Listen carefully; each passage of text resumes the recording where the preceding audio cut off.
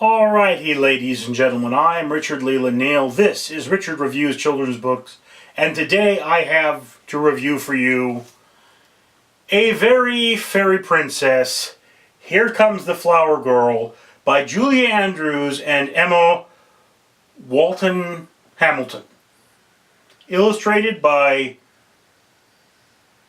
Christine Divonair? Not sure I got that one right, but this is a New York Times best-selling series, so it's definitely a popular book. The illustrations have a very distinctive color scheme to them. You see a lot of pinks, greens, and blues. And this is the story about a young girl who thinks of herself as a fairy princess, and she gets to be the flower girl at her aunt's wedding.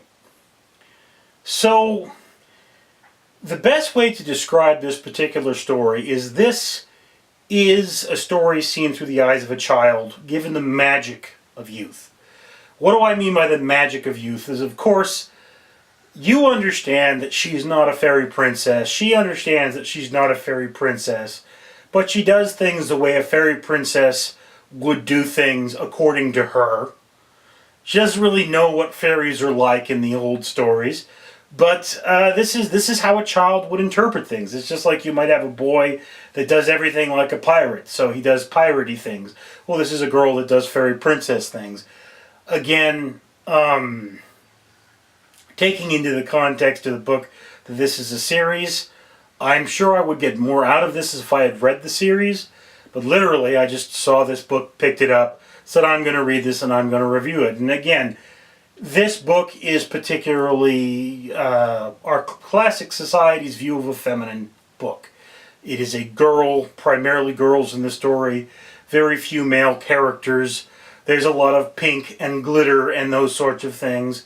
And there aren't a lot of boy characters for your male child to latch onto. But, you know, again, if you want to show this to your child, I'm sure they'll enjoy it, particularly a very young child.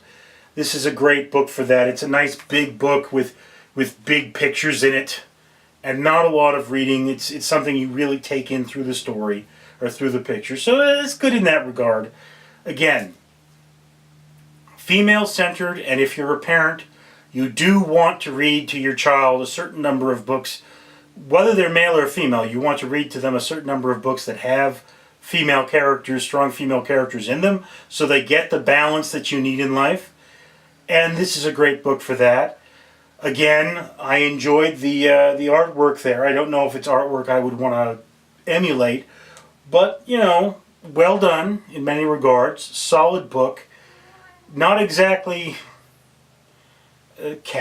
not exactly high literature, but this is a book that does contain the moral of compromise. So there are some morality tale in here. It's not a bad book for you to own.